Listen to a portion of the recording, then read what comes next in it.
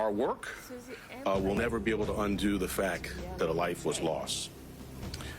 We are here to announce that Luigi Mangione, the defendant, is charged with 1 count of murder in the first degree and 2 counts of murder in the second degree, including 1 count of murder in the second degree as an act of terrorism for the brazen, targeted, and premeditated shooting of Brian Thompson, who, as you know, was the CEO of United Healthcare. Let me say a bit more about the charges. They include 1 count of murder in the first degree as a killing in furtherance of terrorism, 2 counts of murder in the second degree, 1 charging that the killing was done as an act of terrorism, and the second pertaining to the fact that the killing was intentional.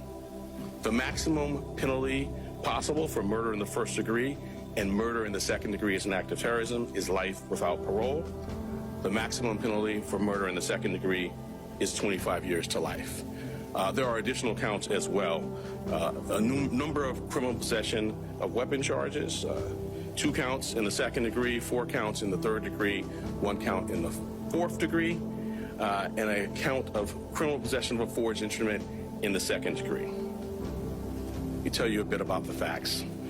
On November 24th, we allege that the defendant arrived in New York City to murder Brian Thompson.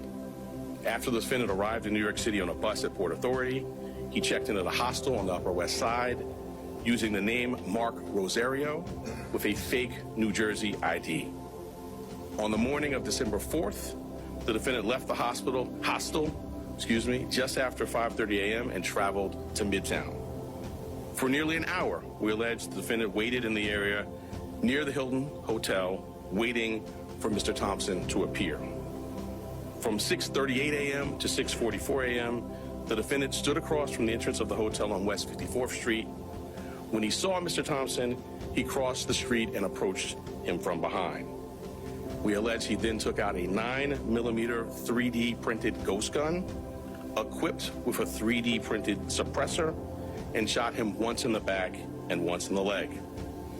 The defendant then fled northeast on 54th Street and took an e-bike uptown before getting into a taxi that took him to West 178th Street and Amsterdam Avenue.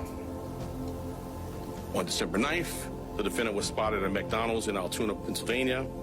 The local police were notified, he was arrested, and he was found with a 9mm handgun, a suppressor, 2 ammunition magazines, and the same fake New Jersey ID he used at the hostel. I want to say a word about ghost guns. These weapons are increasingly proliferating throughout New York City and the entire country. Involving technology will only make this problem worse. Last year, over 80 ghost guns and ghost gun parts were recovered in Manhattan alone. The NYPD and the Manhattan DA's office have been leading in the interdiction of these ghost guns. And one thing I want to make clear, they're unserialized, they can be printed out, but as this case tragically makes clear, they are just as deadly as traditional firearms. This will remain a priority for us here in Manhattan.